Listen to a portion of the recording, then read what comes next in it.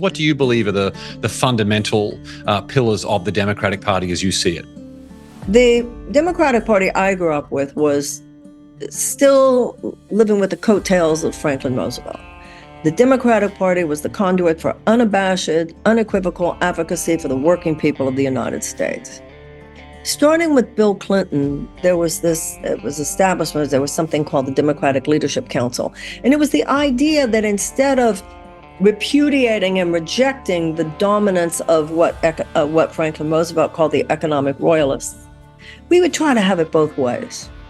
And that just sucked all the soul out of the Democratic Party, because you kind of can't have it both ways.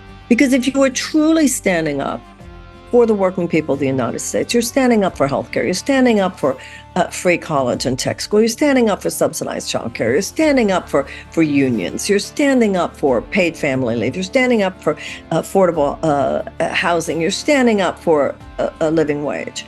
And what many people within the establishment Democratic Party today do is they want to stand up for those things to the point where they'll stop at any point where they might be challenging the underlying economic bottom line of the people who, after all, are their donors too. Insurance companies, which is why we don't have universal health care, pharmaceutical companies, which is why people can't afford their drugs, and so forth.